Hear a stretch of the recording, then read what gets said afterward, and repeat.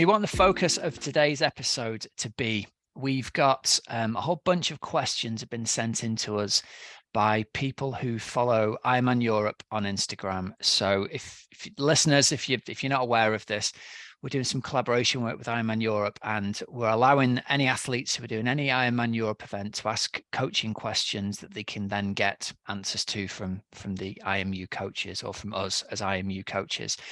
And this month in Ironman Europe world is Run Focus Month. So we had a whole load of questions sent in regarding different elements of run training in order to get yourself in shape for a marathon this coming summer in an Ironman event. So that's the context really. So I think it's important to set it up this way for the listeners.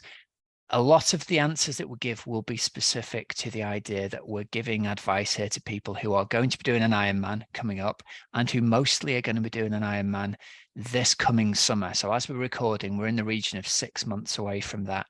So we're going to answer the questions through that lens so people get an idea of where we're coming from.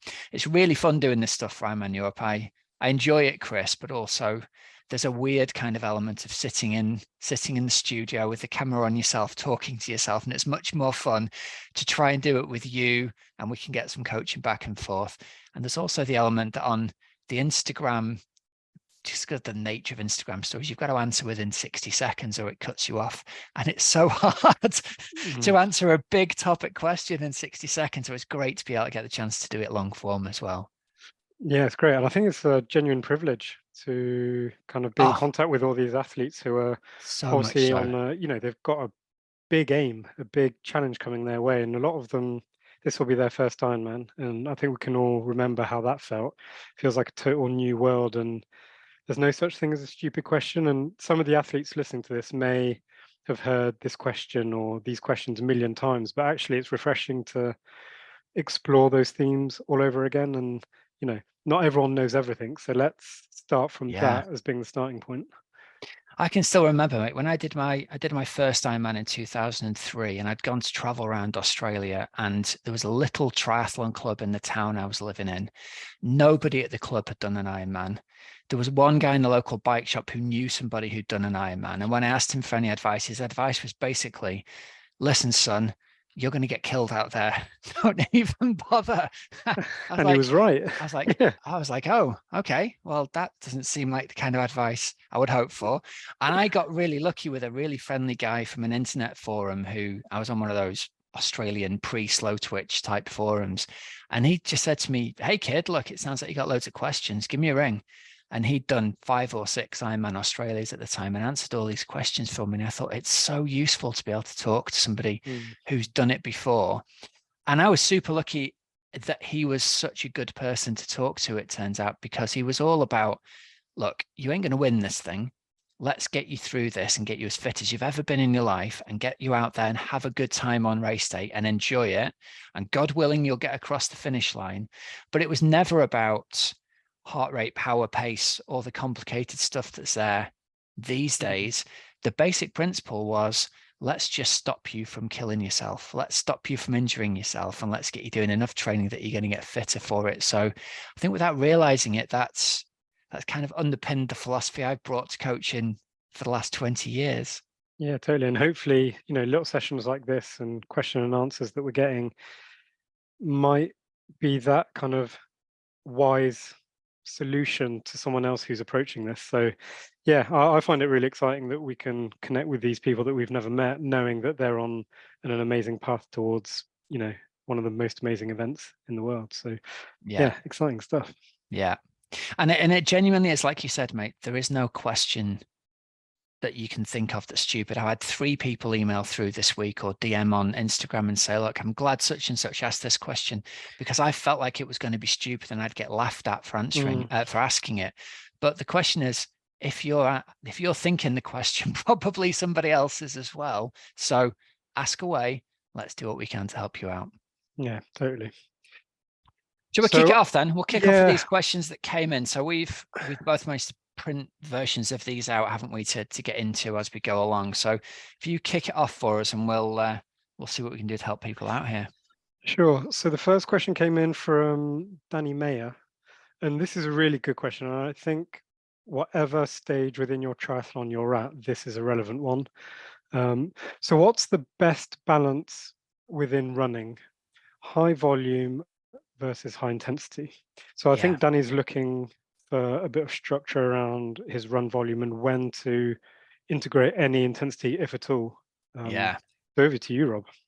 Well, I think it's an awesome question because, again, if we come back to basic principles, someone who isn't coached is probably in a triathlon club, or they may be going to a running club, a cycling club, a swimming club, and getting conflicting advice from people who are often well-meaning, but that advice on running is going to come from a running coach, not necessarily someone who understands the demands of swimming and cycling are going to have any time as well. And almost always when people come to us, they're really surprised and they look at the plan and say, but I don't understand it. Where are the run intervals? Where's the speed work? I'm going to lose all my speed unless I do some hard running. And the answer to Danny's question is when we're preparing for an Ironman, we're going to have you do almost exclusively easy paced runs. And by that, we just mean zone 2 runs. We mean steady runs that you can have a conversation with somebody. The best case scenario for most age groupers, apart from the very, very front of the pack on race day, is going to be that you're going to be able to hold what Jack Daniels describes as e-pace. So if you don't know who Jack Daniels is, he's written a great book called Jack Daniels Running Formula. There's a link on oxygenaddict.com/v. And he breaks down really clearly 4 or 5 different pace zones for training and racing.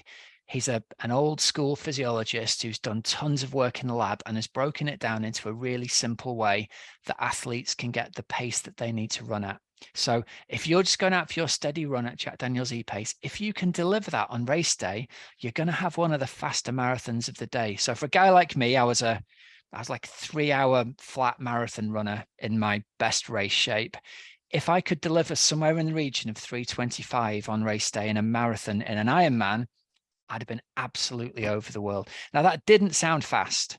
It's like 8-minute miling, which for someone who can do a 16-minute something 5K, it's ridiculously not fast running, right? But that's not the point. It's not about how fast you are as a runner, as we know. It's about how well you can keep on running at any pace at the end of between 9, 10, up to 16 hours worth of exercise.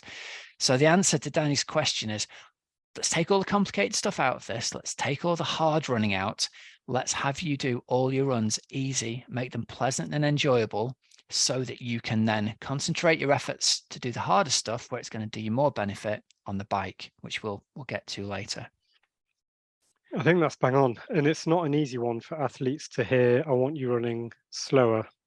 We really struggle with that. And so there is an element of we need to put our, I don't know whether it's ego, but we need to get rid of our perceptions of what we're actually going to be able to do on an Ironman marathon. And I found that hard in the past. I can run a quick, fresh marathon, but that doesn't translate into a strong, marathon off the bike. So they are 2 different sports, and I think it's pretty dangerous thinking, and comparing your marathon time versus your triathlon run times. So they're different sports.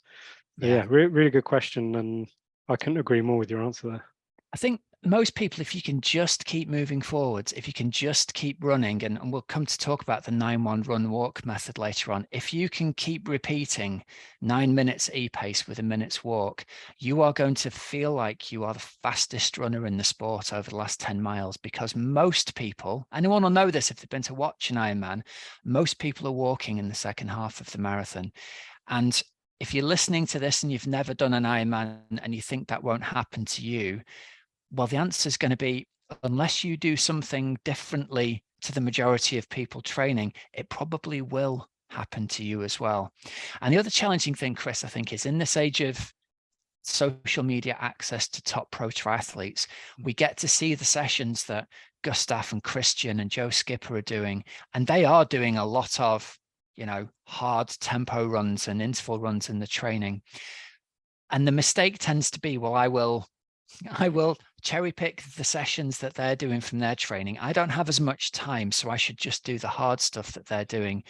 It isn't relevant, or it is not as specific for an age grouper to be doing a tempo run at threshold as it is for them to be practicing their most likely run pace come And these race day. guys have girls, and they've been in the sport since the age of whatever. The majority of them, they've got a very different foundation within the sport than someone coming to their first Mm, Ironman in 6 months. Very, very different. So you do have to be careful, especially with running. We all know that the majority of injuries come from running. Therefore, the fastest athlete is going to be the one that's able to pace it correctly, but also the one that's injury free on the start line. And so half the challenge is getting to that start line injury free. How do you do that? You protect your running by making sure that you're doing low impact, low force on your joints during the 6 month build up. So yeah, it's a real game of patience, that one. yeah, totally. And we could use if we look back at our mate Tom from Ironman UK a couple of years back, he won his age group in the male, it's either male 40 or male 45, won the age group overall with the 3:21 marathon. And it was a totally scorching marathon performance compared to everybody around him. On paper, 3:21 does not look fast for the fastest age group winner, but certainly on the Ironman UK course with the relentless, there is no flat on the course kind of nature, it's much more about the durability of the body come race day than it is about the top end threshold speed. And Tom proved that. He did all of his long runs as 9:1 runs and absolutely destroyed everybody in his age group come race day because he had the discipline to train the way he was going to race. And I think that's a key thing for our listeners. If you can rephrase, we were saying before, it's really hard to not go hard when you're trying to be a disciplined athlete. It's about making that become discipline. I'm disciplined enough to do the training I need to do rather than the training that I want to do. I think that's the key for a lot of Mm. people. Make I, it a hard thing. Jocko Willinick, the Navy hmm, SEALs guys, he's going to be doing the training he needs to do, not the training he wants to do. He's not hmm. just doing bicep curls in the gym, is he? No, I think there's also a lot of us can be scared that we're losing a minute's worth of running every 10 minutes, but that's not comparable to the 10 miles of running that you're going to be losing in the last 10 miles if you're walking them. So just banking a minute every 10 minutes where you can make sure you're fueling, you're lowering the impact on your body, lowering your heart rate, and basically protecting the last half, the last quarter of your race. That last 10 miles is going to be utter hell if you've mispaced it. So you've got to make sure that your training is reflecting that. So the more you practice that e-pace running that you talk about, the more likely you're able to actually deliver that on race day. There's no point being an amazing tempo runner for 6 months in the lead up to your race. Try tempo running. You'll be able to do your first 10 miles and you'll look $1 million. But that's pointless if you're walking 15 miles at the end. And, we've all seen how it unravels extremely quickly. I can put numbers on this. I did the maths ages ago, Chris. If you're an 8-minute miler and you walk for a minute every 10 minutes, you get to the 18-mile point and you've given away 8 minutes against the you who ran the whole way 8-minute miles. But if from that point on, you've then got to walk the 8 miles to the finish, you're giving away 7 or 8 minutes per mile Mm. to the person who is still running 8-minute miles. So you're still going to catch that version of you, even if that version of you only has to walk the last couple of miles of the marathon, you're still going to be faster overall. So it's all about reframing it as I'm not giving something away here. I'm essentially banking something to collect interest later on. Yeah, totally. I've got a little anecdote actually, Go on. Yeah. where I was the training partner to a professional triathlete at the time, Brad Williams, who you know from PH Precision Hydration. And it blew my mind in my first few sessions that I did with him running because I was far outrunning him in terms of pace. And I couldn't believe it. I was all fired up to do this endurance run with him. And I was essentially dropping him and I couldn't work it out. And I was saying, are you feeling all right today? And he was like, oh, I'll never run as fast as you're running on this easy run. And I was like, but you're a professional athlete. And that's the point where he was explaining to me that I'll be doing many more runs than you within a week, within a month, but all of them will be slower. But come race day, I'll be running in that last 10K, 10 miles. And the likelihood is I'll be walking it. And I could visibly see what was happening in that training. So yeah, big shout out to Brad for basically teaching me that lesson. I did take it on board. And ever since Yeah. then, I always focused on the last 10K or 10 miles of my triathlon. And I can look at that as a micro race within the race. And if I'm running that bit, I know that I've done well. Yeah. That's awesome. Yeah. Really awesome. Okay. Next question. So we're going to go to William Vabe. So Yep. this kind of links to what we were just talking about, and he's asking for the best pace for a triathlon. So if we think about the run specifically, but of course we've got to factor in swim and bike, but specifically give some advice on how to pace your run for a triathlon. Yeah, so specifically for an Ironman, I've referenced this a little bit earlier on. If you go to oxygenaddict.com/v dot, or you buy Jack Daniels' book, The Jack Daniels Running Formula, there's a really online, we've got an online calculator where you type in a recent race result from an open run, and it will give you your e-pace, your marathon pace, your threshold pace. And these have been sort of backwards engineered from having thousands of athletes do VO2 max tests in the lab. So basically, it saves our listeners from having to do a VO2 max test in a lab, which is great. More power to you if you want to go and do that, but this is the easier way. Specifically for the Ironman Marathon, Jack Daniels's e-pace is fantastic because A, it is a really good, steady pace you can chat to somebody at in training. It's not going to feel slow, but it is a specific pace where you will get a range of about 30 seconds a mile or 30 seconds a kilometer there or thereabouts to stay within. And on the days when you're feeling really good in training, hold yourself back to the fastest end of that range. And on the days when you're not feeling so good, and we all have them, as long as you're somewhere in that range, even at the slower end of it, you're still giving your body enough to get that aerobic development, the sort of the body's ability to develop still. That's still happening when you're going at the slower end of it. So it's more of a cap than a target, really. People look at it and go, right, I should be at the very fastest end. And you can be on your best days, but as long as you're somewhere in that range, that's great. And what that'll do, people, is it will give them a frame of reference for when they're running, because some of our listeners might never have gone out and thought about what kind of pace they're running at. They might not have any kind of idea what a reasonable marathon pace is for them, let alone a reasonable marathon pace on the day. And I think that's what leads people to come to us and say, in a first call with an athlete, my two goals are I'm going to run a 4-hour marathon in my Ironman and I'm not going to walk. It's like I'm just going to pick two things. I can pick an arbitrary time and I can pick a decision to not walk, and they're going to be my measurements of success. They're not linked to anything other than just having plucked a random round number out of the sky. So let all those ideas go if that's you. Go to the science, work out what Jack Daniels running formula will tell you is a reasonable effort for your e-pace. That'll mean your training is directly targeted at how hard or easy you need to go, and it will give you a reasonable idea for what your best case scenario will be come race day. And I did 7 Ironmans in my career. Only one of them managed to hit a marathon at just close to e-pace in all of them. The rest of them were they're falling apart somewhere between mile 13 and the finish. In one case, that was a horror show, Ironman fans. It's not good. But if you can get close to that let me know. If you can run 3:25, that is your golden target for that. And it removes the element of, well, I should be running, I'm a 2:58 marathon runner, I should be running 3:05. Well, guess what? No, you shouldn't be. That's your reasonable best case scenario for that.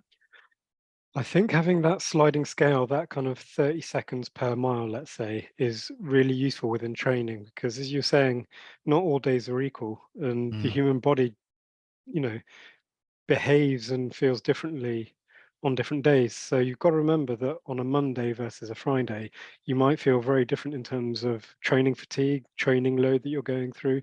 Did you have a key bike session on the Sunday? Therefore, your Monday might feel slightly different to your Friday. So having that sliding scale means that you're not always pinpoint at that specific pace, and you can adapt it on perceived effort, which I think is really important. And the more runs that you can back up, the better. So, being at the top end of your e-pace the whole time is not better than being in the middle or being lower. It's just you're trying to set up the next run or the next session. So sometimes you're going to have to back off, and that's okay. Let go of the faster pace or the top E pace that you might have in the back of your mind. That's not relevant every single session. You've got to look after your body. Absolutely. Mate, I think that thing you've just said is so important, to let something go today so you can back it up tomorrow and the day after. Ironman training is a 6-month process. It's not a Yeah. 60-minute now process. And lots of us live in our own heads right now, like a dog does. You know, I'm happy or sad right now. You have to take that long-term view. This is an interesting one. I had a kind of conversation with one of my one-to-one athletes who is a very good athlete in their own right, but I feel that they fall into the trap of looking at sessions isolated from either their week or their training block or their month. And that's okay to a certain degree when you're trying to hit targets and different elements of a training plan. But I also feel that in reality, that's not how training works. You should never be really looking at one session in isolation. Even a week, I feel, is slightly misleading. The human body doesn't work in 7-day cycles from Monday to Sunday. That's just the way we like to categorize it because it actually works well with our routine. But looking at things more on a 10-day scale or 2-week or 3-week, or even as your training block, if it happens on a 4-week or 3-week cycle, makes much more sense. So if you have to miss the odd session here to look after yourself, that's okay, because in the grand scheme of things, you're still setting yourself up for a better next day tomorrow. So if you can let go of trying to hit every single session at the exact intensity, you might be setting yourself up for a better run in 6 months' time when you're actually off the bike at Ironman UK or wherever it may be. Yeah. So I think, yeah, there's a letting go process in there and understanding that we tend to simplify things as humans and try and put everything in boxes. And the training benefits are far more fluid than, binary yes or no, that's better. Yeah. Totally agree. The next one I've got for you is from Josh Nuss. And this is one that, we see quite often in the triathlon community, which is a very simple 3 words, this question: runner's knee fix, question mark. Yeah. Is there an easy and quick fix for my runner's knee, for my Achilles tendonitis, for my ... Well, Josh, yes, there is. And our advice is always going to be the same in this. It's going to be find a good sports physiotherapist, go and get treatment as soon as you can. Take the advice on the rehab and the prehab from that sports physio, because that is the fastest route you're going to have back to training. Now, different physios over the years have given me different feedback on that specific issue. Some of them have said to me, you're okay to keep training through this. You have to manage the pain, because I mean, runner's knee is really painful. It's one of those things where it's painful to the point of debilitating, but it isn't actually the pain feels as though you're being stabbed in the side of your leg with a knife every time you bend your knee, but it isn't actually doing any serious long-term damage. Some physios have just said, look, you're best off resting it. So I would say find the physio that's going to treat you and you can build a healer's relationship with, so you can get that ability to say, right, I trust this person. And whatever treatment they recommend, commit to it, follow it up. Most importantly, follow up with the rehab exercises that you have to do afterwards, because it's usually not the 1 hour of treatment you have. It's the exercises they send you away from to do specific corrective exercises afterwards that are going to be the thing that help you in the long term. I think we can expand it away from just runner's knee to any kind of injury, can't we? Yeah, totally. And I think an important element here is the trust element. And don't just look for a physio that's telling you what you want to hear. You need to go to a physio that you fully believe in their training, their philosophy, their values. And then once you believe in that, you have to let go of what you want to do or what you want to hear. And if they're telling you it's 6 weeks of absolutely no running, minimal cycling and lots of swimming, then that's what you're going to have to do. And that doesn't mean you shoehorn in some secret runs. That means you have to actually fully sign up to what they say. Because if you're going to half-hearted do some recovery, some prehab, rehab stuff from various different physios, you're never going to get to your overall kind of full potential, full health. And full health naturally is going to be the overall goal, and the healthiest athletes are the quickest ones. So you really have to prioritize that, even if it means short-term pain within your training schedule. Yeah, I think so. And it's such a good point, Chris, that it's so hard to let go of the idea of it's like I have a training schedule over here, and the athlete could almost hear the sessions whooshing by that they haven't done each time. There goes another one. There goes another one. I think you've just got to let go of the idea of, right, that plan was in place. Just because we've had to change it doesn't make the new plan any less valid. It's because we're making a plan to get you from where you are right now. And if it involves having a week off, fine, we can change a plan to get you where you need to be. But the first part of that healing process, I think, is fully accepting where you are, taking the advice of a professional who knows that they can help you and treat it. And log your rehab. Just because Mm, it's not yeah, aerobic or anaerobic training doesn't mean you're not, doing the steps to make yourself a better athlete. So anything that's actually making you get to the next stepping stone of being a better athlete, you should log that in Training Peaks if it helps. So, if you've got two 10 or 20-minute mobility sessions, rehab, prehab, put it in Training Peaks. It will help you visualize the process that you're going through and keep you accountable to the 2 or 3 sessions a day that the physio is advising you to do. yeah, I totally agree, mate. So next up, we have a question from Faris Katik. Rob, can you give an example of interval training for a full distance Ironman?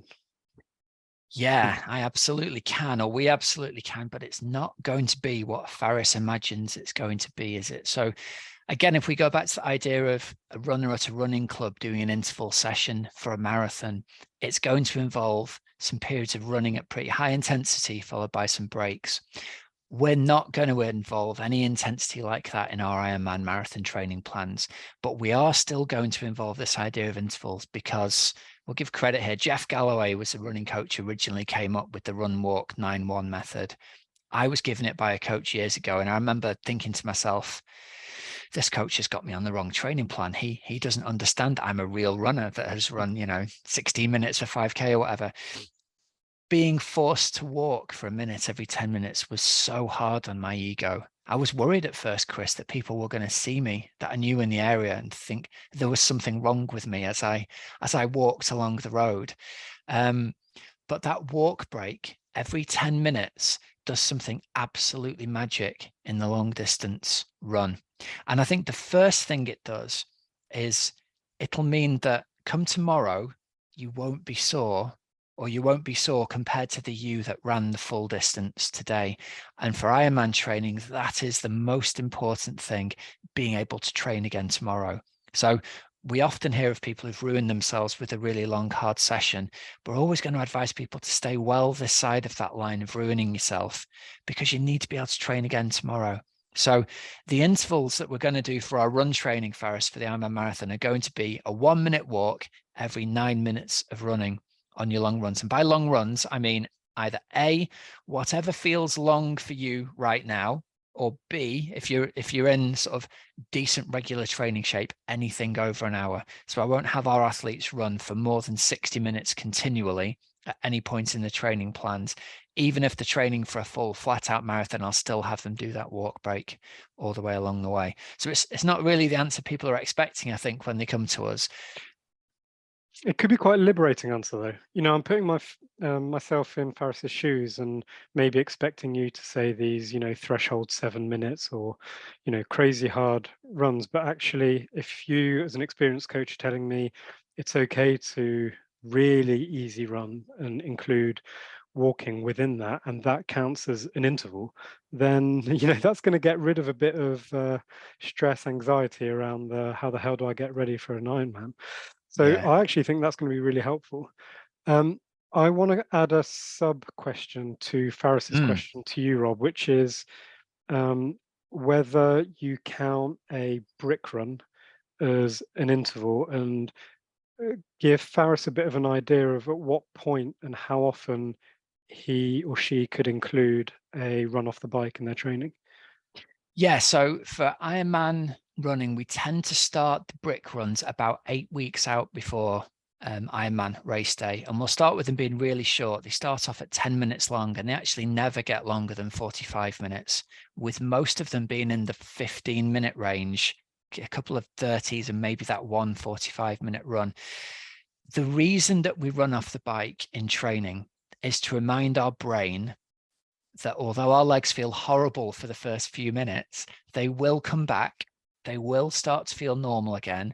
And after those first few minutes of, whether you want to call them jelly legs or bike legs or whatever, once they've passed, you go back to running feeling normal again. And again, this actually goes back to the very first Ironman guy from Australia who talked to me. I was convinced I'd need to do a 2-hour run off the bike. And he said, look, mate, as soon as you've taught your brain that you can run again after being on the bike, the brick runs job is done. And there's one very specific time that we don't treat it that way. But for all the rest of them, it's simply a case of setting off and being convinced that you're just in horrible shape and it's all going to fall apart. And then telling yourself again and again, my legs will come back, my legs will come back, getting to the point you feel okay, and you can stop the run there. That's really good. I think I've seen a lot of athletes go through that process, but start it far too early and start their brick runs, January, February, even though they're doing their A race in July, August even. And you've got to be careful. Even though you might only be doing 20 minutes, half an hour of brick running, they do take a lot out of you. And the benefit of doing them early isn't really there. So save that up and focus on your bike as bike and run as e-pace running separately, and you can bring them closer together as you get closer to the event. But I don't really want to be seeing athletes in their run shorts, in their cycling shorts running down the street now in the winter in the UK. 100%. You're not going Yeah. to get that benefit. So Yeah. Take your time. And again, it's just to reassure people, if you can run in training and you're in run shape in training, you can run off the bike on race day. As long as we've done those little conditioning efforts along the way, you just have to trust that you are in good enough shape to do that, because it's not about learning to run with tired legs. That will be built, that fitness for running will be built separately. This one leads into the next question nicely from Liv and Dewitt. My long run trainings for 70.3 and full Ironman are very similar, 2 to 2 hours 15. Is that normal? Normal's an interesting choice of word here, isn't it? Especially in the Ironman community, yeah. I'll talk about what we do. So for our 70.3 athletes, their long runs will be 2 hours long. No longer than that, even if athletes are going to take longer than that on race day, and no shorter than that, even if the athletes are running a 1:15, 1:20 off the bike, we're going to get them in shape to run 2 hours in training. For Ironman Marathon distance running, we'll have the long run go to 3 hours in length. And again, even if an athlete's expected to take 4.5, 5, 6 hours come race day, we're not going to have them run for more than 3 hours in training. And the reason for that is it's just what we talked about before. It's the ability to train again the next day. And somewhere around the 2 hours 45 to 3 hour mark seems to be the tipping point beyond which the negatives of being tired after doing it are outweighed by the positives of any kind of increasing. I've said that the wrong way around, haven't I? That the negatives outweigh the positives of doing it at that point. What I would say here is if an athlete is going to be out on race day for 5 hours, 6 hours, by its very nature, that's going to involve a lot of walking. So let's incorporate that into your training. So instead of focusing on, well, I might do a 3-hour run in training and cover 21 kilometers. A really good way for those athletes to get ready for their Ironman Marathon is to go out and go for a hike. It'll get the family, get the backpack, be out on your feet for 5 or 6 hours. There's just as much value in doing that as there is, in fact, more so, I think, than trying to do an increasingly long run. Here's a lived anecdote for you. I'm trying to remember how many full Ironmans I did. Off the top of my head, 7, let's say. The longest training run I ever did was 2 hours 15. And at times, I just used to freak myself out thinking, how is my longest run ever 2 hours 15? I should be doing 2 hours 30 is surely better than 2 hours 15. If I'm doing 2 hours 30, maybe I should be getting to 2 hours 45, then 3 hours. 3 hours is a nice round number. Maybe I should do that. And actually, doing less within that long run at times is better. So if it says 3 hours on your plan, don't read that as 3 hours is good, but 3.5 hours is better if you feel okay. If you feel okay, if you feel great at the end of 3 hours, that's the perfect time to press stop, go home, put your feet up. And I feel that there's always this decoding between a coach writing their training plan and their session and the athlete kind of reading what they want to see, reading between the lines of if they see 3 hours, 3 hours 15, and pushing that last 15 minutes to kind of tempo pace or M pace is going to be better. And the coach is going to be really happy. We're not, we really want to see 3 hours and give it 5 minutes either way. And ideally under the 3 hours is always going to be better. So if you can be really disciplined in that, it's an art. It's an art to kind of let go of what you think is right on that day and actually just stick to what the coach suggests. Yeah. I got given a great piece of advice by an old coach, which is here's the training plan, only read the black bits. And it made me laugh my little socks off because it's like, yeah, okay, don't try and read between the lines then, kid. Exactly what it says is exactly what I want. If it says 5-minute Ks, 4-minute 30s are not better, 5-minute 30s not better. Give me what I ask for. And it was a real good learning Yeah. plan for me. That yes, I thought that I could speed up for the last. That's one that really gets me, and I won't I name the know I was looking over some of your athletes the other day, and it was just that the yeah, last part of the interval was like power shot through the roof, right? yeah. And if those athletes are listening to this now, please just for our own sake, in that last 10 minutes, 15 minutes, don't look at that as an opportunity to show what you can do. Just do it, use that as sticking to the targets as best as possible, Yeah. lowering your heart rate as low as possible, It's feeling good. discipline again, isn't it? It's Yeah. being disciplined enough to stick to a plan even when things are not going to plan because you feel better than usual. That one's really bugging me at the moment, seeing athletes take it into their own hands and do massive power spikes or pace. Yeah. But it's a good point. If you think about Dave Clements going to do his multi-day ultra marathon across the Namibian desert and carrying his own water and having a double marathon on day 4 of that. All of his training at ePace 91, none of it for more than 2.5 hours in training, but the durability built up through doing the bike and running back to back allowed him to go out and deliver on race day, despite on paper, the training plan looks like it isn't designed to allow a human body to do that, but it's about doing as much as you can and recover from it rather than doing more than you can recover from. It's exactly the same when this will be before your time, Chris, but I had a friend called Tom Crossland who ran all the way around the outside of the UK, and in training he never ran more than 3 hours for the preparation for running for. He was ended up being on his feet for between 7 and 10 hours every day during the actual event, but he never got more tired than he could recover from in training. There were plenty of 2-a-day runs in his training, but he never did any really, really, really, really long stuff. Yeah, I'm a huge advocate of that. And, I think we've got plenty of athletes within our team that have kind of shown the benefit of this. And Emma Yates being one last year, Right? who managed to do 3 full distances, including 2 world championships. And she has been plagued with niggles in the past, and she religiously stuck to the 9-1.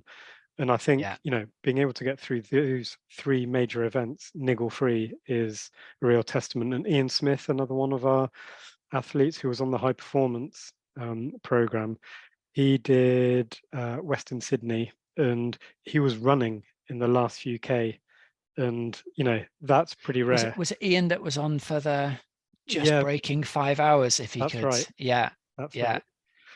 So it goes a long way, but you have to commit to the process long term. You can't just do the odd run here and there that's 9-1. You've actually got to integrate it as part of your philosophy as a Ironman athlete or a long distance athlete. And week on week, you've got to be doing it, and day by day, not just chucking it in here and Mm, there. So really commit to that process as well if you're gonna yeah. explore that. I'll tell you another quick anecdote here. And another old coach of mine said to me, the best training partner you can have is someone who's more motivated than you or as motivated as you, but slower. Mhm. for running specifically. And it's so true. If you've got a partner who's slower than you who wants to do a half marathon or marathon, it's an absolute godsend, because rather than sitting there stewing that you're being held back to a slower pace, actually what might be happening here is you're getting the exact stimulus you need to learn to run at 9-minute miles to deliver that 4-hour marathon come Ironman race day. So Yeah, totally. yeah. This is a question that links quite nicely from Linda Brockhorst, which says, how can I progress fast in distance without injuring myself? She also says she's starting from zero, to give ourselves a bit of context. So I think this obviously links really well to the previous kind of answer and question that we've just gone through. Essentially, we're moving away from hard interval training, and you're doing your intervals elsewhere. You're doing those in the pool, you're doing those on the bike. And when it comes to running, you're preserving your run as much as possible. You're looking to be efficient, you're looking at low impact, you're looking at progression week on week, block by block, but you're not doing anything crazy, which I know Ironman's a crazy sport, but sometimes it doesn't mean you do something crazy. It's the really difficult bit with the question, isn't it? I'm starting from zero and I want to increase my distance really quickly. Well, the best advice we can give here is don't try and do that. If you're Mm, starting from zero, the first thing you've got to accept is you're starting from zero, and you have to progress slowly and you've got to build it up. My general rule of thumb here, Chris, is if someone's starting literally from zero, to add no more than 10 minutes a week to their longest run. So they'll go 10, 20, 30, all the way to the hour. And then when they can comfortably run for an hour, they can extend the run by 15 minutes every week. So you can go 60, 75, 90. Every third week, in that fourth week, step it back to half the distance of your longest run. So it might go 60, 75, 90, back to 45, and then 145, 2 hours. In there, you can see in a what have we got there, a 6 week, a 7 week block, maybe we've gone from an hours long run to a 2 hours long run, but we've done it safely. But people have got to be willing to accept it's going to take 6 or 7 weeks to go from an hour to 2 hours, not 6 or 7 days to go from an hour to 2 hours. And it might feel totally unrealistic for this person right now, if they're starting from zero, to be imagining themselves running 2 hours. But by the point they're there, they'll hardly notice the difference between that hour and a half and 2 hours, or hour and an hour and a half, because you've just topped it up enough where you're Yeah. getting physical benefit, but you're not increasing the risk to the point of having niggles or injuries. So it's I mean, I think we're repeating ourselves a lot, but it's a game of patience. It's a game of progression. You've got to be wise, you've got to be logical. And I think actually it's easier from a coach's point of view to stick to those values. But when it's you within your own training, it's very easy to get lost and spiral and see the date of your big Ironman coming up. And you're like, actually, on that third or fourth week, to be honest, I'm going to have to increase my running again, because I can't physically within my calendar afford to have a down week in terms of my mileage. So I'm just going to have to ramp up again. And unfortunately, we see it far too often where it just spirals. So Yeah. always slightly undercook it, and always, if you're going to prioritize anything, prioritize the recovery week. So 100%, that's exactly it. If you're looking at the progression of the number of weeks you've got left and you think, well, I'm not going to get to a 3 hour run if I go it like this, I'm only going to get to 2 hours 30. Well, my advice would be then you're just going to get to 2 hours 30, That's fine. and you're going to get there feeling good and you're going to recover from it. And then come race day, all right, you're going to be maybe a little bit undercooked, but so much better to be in the race feeling like that than to ruin yourself in training and feel awful from the start of the run. Yeah, We had 100%. lots of conversations at the end of the year when we were asking our athletes to review their own year and look back and try and draw on the positives, the negatives, things that they can work on. And a really regular theme that I caught on to was, I absolutely loved it when an athlete came in with their first few words being along the lines of, I was injury free and I loved it, Yeah. or I managed to keep my social life, my family life happy, and I was injury free. And actually, you know, on the other end of the spectrum, we had a lot of athletes, which is totally normal in endurance sport, but they were saying things along the lines of, I had a really good year, but then I got injured and it all unraveled. And we've got to look back, why did you get injured? And a lot of the times we could draw on, well, that recovery week was a recovery week, and look what you did. You went to do a 100-mile sportif, and then you backed that up and you ran 2 hours with your brother out of nowhere when in the plan it said half an hour. And we understand that it's really tempting, especially when you've got the fitness, you feel invincible and you can go and do anything and everything that people offer. But at times, especially in that kind of crucial build, the 8 to 12 weeks out from your main event, you have to be really rigid with saying no to the majority of exciting opportunities that you might have within the sporting world. So again, it comes back down to being disciplined and actually trying to turn up to that start line fresh, happy, hungry for the event, and not thinking, oh God, I was so fit and now I've got an ankle injury because I pushed it at a park run that no one suggested I was going to do, but it felt exciting because I want to see, can I get under 20 minutes for a park run? And to be honest, if you can get under 20 minutes for a park run, that's fine. But as coaches, we're not going to ask you to go and do that. We don't want that metric because you're going to be running a marathon. You're not just going to be running a marathon, you're going to be running a marathon off the bike after a swim. So suddenly that's kind of a metric that's irrelevant. And so just, you know, take your time. And we see it too often, don't we, where athletes suddenly get this, they come out of their winter block and they've got this fitness and they just want to use it for everything. And it becomes quite frustrating. You can kind of see it happening through the I training think plan. this is something that initially a lot of our athletes struggled with when we brought the race ready system in. And there were a lot of questions along the lines of, let's take a park run for as an example. I want to go and do a park run this weekend, but my race ready score is going to be penalized because I've got a 75-minute long run that day, but I'm going to do my park run instead. So is that okay? Can you say that'll be okay for me? And it took a while to get the message through, didn't it? That, well, look, if we wanted you running a hard 5K that day, is what the plan would be. So no, that one thing you want to do doesn't translate to the other thing that is nothing like. It's really important to stick to doing the sessions that are really going to bring you the long-term benefit. Yeah. Yeah, it's a frustrating one. I understand it from the athlete's point of view, but you know, if you're committing to a process, and it all comes down to goals. If you just want to get round your Ironman and you've got a bit of experience and you know that you can get round and you're happy with that, then that's absolutely fine. Fill your boots with these extra events. But if you're committing to a process where you actually want to explore your full potential, get as close to your full potential, then the plan has to reflect that. And suddenly deviating from it here and there doesn't, it's not working. It's not within the values of the process that you're going through. So yeah, at times you just have to be rigid in, Mm. yeah, that's the only thing that's going to bring success, unfortunately. I think we've got time for just one more question from the Ironman Europe Instagram feed. Should we do the one about front foot landings? So this is from someone called Margot Lovnium. Sorry how I pronounce that, but how do I land on the front of my foot? Is it supposed to be faster? That's a great question. And it's something we hear a lot, isn't it, Chris? The front foot running is the best way to run. And so everybody should learn to run on the front foot. And let's kind of like debunk the myth from the start. So firstly, however you run, don't try and land on any part of your foot. That's the first thing to say. We're not trying to land on any part of your foot. For most people, as long as you're landing somewhere on the middle of your foot, you're doing okay. We want to be avoiding, if we can, really violently heel striking.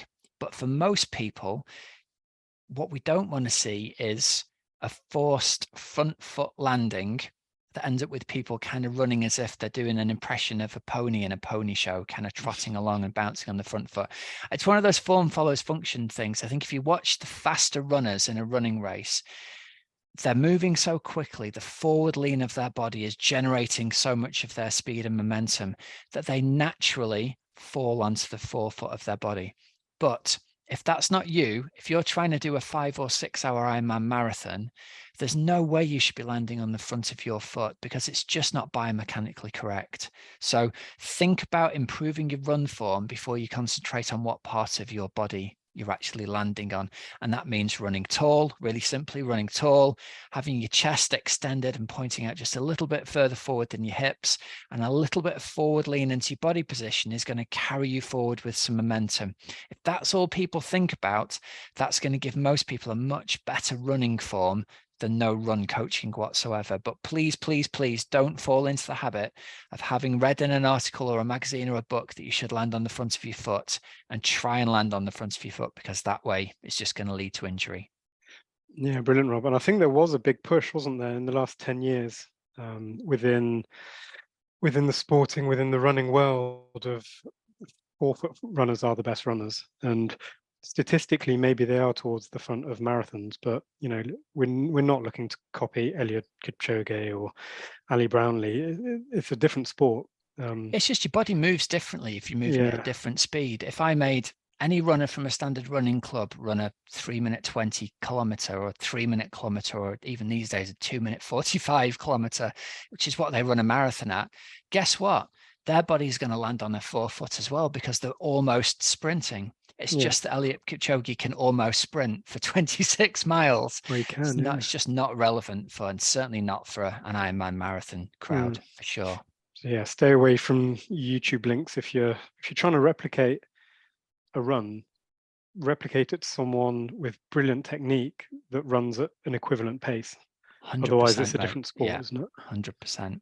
Now, I know there were a couple of questions that came up off the back of our last podcast that you wanted to cover off as well, Chris, didn't you? The first one was to do with the nutritional element of long rides. So And this it's, was, sorry, Rob, this was a question from one of our athletes, and I found it really interesting because it seemed as if there was a lot of healthy discussion within the group. And so in the last podcast, I think we mentioned on our long rides at the weekend, usually, we were talking about keeping the intensity nice and low, and there should be conversational pace, zone 2. And then we also touched on the fact that during this kind of intensity, we're forcing the body to adapt its system to essentially burning fat as fuel. yeah, And the question arose of, well, if I'm fueling properly in inverted commas during the ride, does that close the door on my body being able to access the fats and becoming fat efficient during these aerobic rides? yeah. What's your take on that? It's a really common question, and almost all the research these days is debunking this idea of going out and doing fasted training. It's really, it's a debunked myth, if you like. So to be really clear for our athletes, the thing that is going to be 99% determining how much your body learns to burn fat or not is simply the intensity that you're riding at. It's not whether you've eaten before you ride. It's not whether you're eating during your ride. It is the intensity that you're riding at. And specifically, if you go too hard, too many times, or for too long on a long ride, what's going to happen is your body will gradually shut off the fat burning and shift to a carbohydrate metabolism. It's almost all to do with having the discipline to ride at the correct pace and not go just a bit too hard all the time. But I don't want anybody worrying that if they are fueling and feeding themselves as they're doing a long ride, it's going to switch off their fat metabolism, because it absolutely isn't. It's two completely separate things. So ride along in your zone 2, 65% of FTP. That's going to make sure that you're around that area where we're at the top of fat oxidation. And you can also top up there with all the carbohydrates that you need along the way as well. Because guess what? You're going to need to learn to process those for Ironman race day. I think another good little piece of advice would be the first thing is you obviously want to avoid what's known as bonking within a long ride, which is essentially when you haven't taken on enough calories for the duration and intensity that you're doing, and therefore it becomes body shutdown. It's a terrible feeling, and you should avoid that. It's not something to be proud of if you're bonking regularly, no pun intended. Yeah. But And let's talk into that a little bit more. Let's go into the details of that, Chris, because what happens when somebody bonks is essentially they've run out of carbohydrate And because they've been trying to ride too hard, the body can't access the fat stores anymore. And that classic feeling of going lightheaded and wobbly and I can't really do anything anymore is basically because A, there's no carbs left in the tank, and B, the body switched off the fat stores because you've been going too hard. So there's nothing left to go. So you're much better being at a slightly lower intensity. The body keeps ticking along at that, keeping the fat burning at maximum, and you can top it up with the carbs as well. Yeah, totally. It's a And I horrible think, feeling, isn't it? yeah, I can sense it in the back of my neck and the hot sweat that comes over you. awful. And It's honestly awful, especially when you know you've got a long way home. And yeah, yeah, so catch it early, so prevent it. So make sure that you're yeah, staying yeah. away from that. Um, And it's so a really practical way to stop that happening is to eat every 20 minutes, to be mm, taking in somewhere in the region of 100 calories from carbohydrates, there or thereabouts, every 20 minutes when you're out on a ride or a run. And then that way, that'll just keep that topped up nicely as you go along, and it trains mm, you for race day. yeah, in winter. So personally, I struggle to eat a lot when I'm riding at such a low intensity. I just Mm, don't have any hunger at all. So I just make sure that my bottles are topped up pretty high calorie, so it doesn't even feel as if I'm, taking calories on board, although I am. And if I do that week on week, then I know I'm not going to bonk, and I've got sufficient calories. And so, yeah, the the kind of red flag moment I had off the back of that conversation was thinking that we might have some athletes listening to this and thinking, actually, it's winter. I should maybe reduce my calories, start losing weight now to make sure I'm weight ready for race day. But that's really not what we're saying at all. We're saying yeah. kind of the opposite. Keep your calories and get as many calories as you can without going over the top. And a good kind of sign of that is when you finish your 3-hour ride and you come in through the front door of your house, you're not diving for the fridge because you've managed to have enough calories throughout the ride that actually within the first 10 minutes, it's hardly crossed your mind to scoff your face full of whatever it might be. Yeah. So, yeah, Good, really good. I hope people have heard the necessity of that there. It's if you're trying to lose weight, make it an entirely different thing. Don't try and go out and not eat no, anything. You'll doubly punish yourself. Yeah. no. I've got one quick question if you've got the time, Rob. Yeah. So this is kind of a recurring theme from our athletes at TOA, and I think it's recurring because a lot of our athletes are at the same phase within their training. And what I mean by that is a lot of the athletes are going through an FTP build. So a lot of the sessions, so 2 of their sessions are working at really hard intensity. And it's a hard session. A lot of them are doing it indoors because it's so hard. And we're getting to week 10, 11, 12, 13, depending on where they are. But they've done a lot of weeks back to back on this, and it's going to have a physical impact on how fresh their legs are. And a recurring theme has been that at times the athlete finds it really hard to hit their power target within watts, let's say, Mm, and therefore they're not sure what to do. Do they lower their watts to make sure that they can actually hit the target, or do they keep striving for the target that's prescribed and just get as close to it as possible? And are there any indicators from any other metric that they could use as okay, what's going on here? From the yeah. conversations I've had, and I could, I'm not going to name them, but there are about 6 or 7 athletes who have been through this process. And these aren't anomalies. They happen, 3, 4, 5 weeks in a row where they're struggling to hit their targets. And I believe that a lot of these athletes are coming off the back of something. So some illness, some stress at work, some poor sleep, poor nutrition choices. And so it could be linked to that. But I really wanted to hear your opinion and maybe give a few tips to the athletes that have these prescribed targets but are struggling to hit them week on week. Yeah. The advent of the affordable power meter has been both a massive bonus and in some instances, a massive drawback as well. And I think this is one of those times, Chris. I think there's a couple of instances here where, firstly, you're right. If athletes are really struggling week after week after week to hit the numbers in the FTP sessions, the flag's there that something's not right, and we need to chat to the coaches. We need a little bit of intervention. So, firstly, the first thing I would say with this is, and I'll reiterate my message to our athletes as a coach and to also anyone else who's listening, if you have a power target in a session, think of it as a 10% band under the target. So let's say, for the sake of argument, my FTP is 250 watts. I will be happy with an athlete anywhere between 225 and 250, so 10% under their target. I'm really happy to see an athlete, and I genuinely mean this. It is not a binary pass or fail, good or bad, 250 good, 249 bad. I understand some people's brains work like this, but we're going to try as compassionately as we can to help people overcome the sort of limited thinking here. Anywhere in that 10% band is perfect. And so really we could talk about it as aiming for 90%. And if you get to 100, then fantastic, right?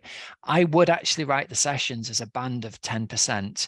The only problem is when the session is pulled through into various different devices, it doesn't show us that. So it was pointless trying to do that. But for all of our athletes listening, if you do all the session at 90%, it's 100% done. That's the very most important thing to understand. And there'll be some days when you do the session, and yes, you can reach 100% of FTP, and your 30 minutes worth of intervals, you'll get them all done, and you'll just get to the very end, and it's going to be awful, but you'll get it finished. Fantastic. Some days it's going to feel like that, trying to reach it at 90% of FTP. So you mentioned what are some of the things we can use as extra information here. Wear your heart rate monitor. Get a good idea for where your heart rate should be when you're working at 100% of FTP. If your heart rate is going 5-10 beats above where it should be, and you're really, really struggling, and it feels like your breathing is much harder, and all of those perceived effort feelings are there, that this is too hard, it is totally okay to back the session down. If you need to go to 90%, absolutely fine. And that'll bring the perceived exertion in line, the heart rate in line.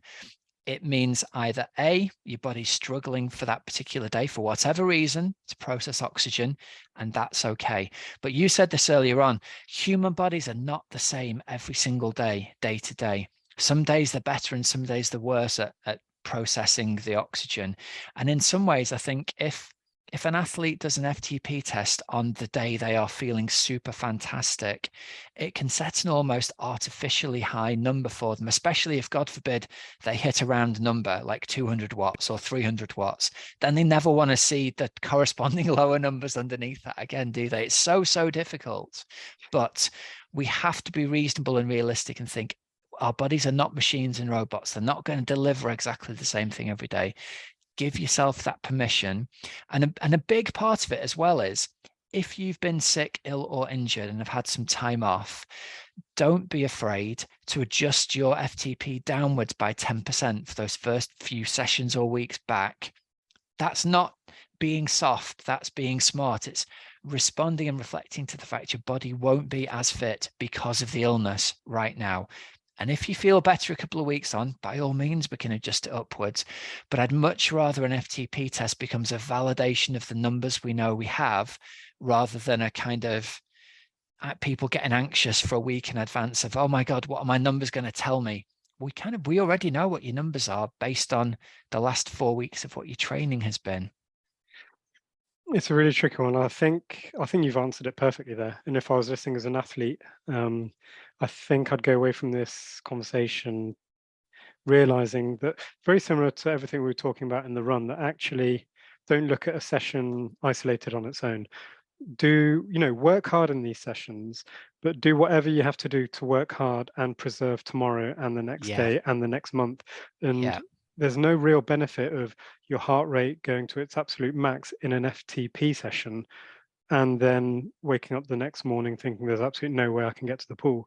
So you do have to be wise, and unfortunately the coach can't tell you that every day. You have to self-manage this a little bit, and you have to be wise yourself and be accountable to your own decisions. So if you know that being at that 100% FTP at the moment is slightly above how FTP should feel, which is actually, FTP is hard, but it's not that hard. We're not talking about your absolute maximum here. We're below that.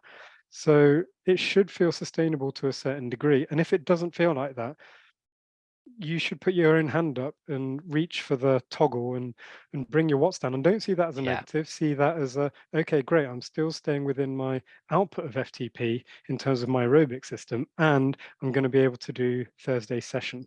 So yeah, there's a process there that you have to walk away from the numbers at times, knowing that you're still getting the benefit. yeah.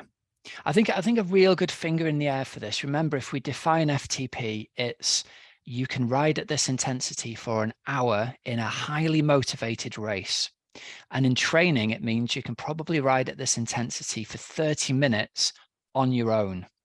Now, back in the day, the 30 minutes on your own thing was probably a guy or a girl in a garage on their own, probably with no music on, just riding for 30 minutes.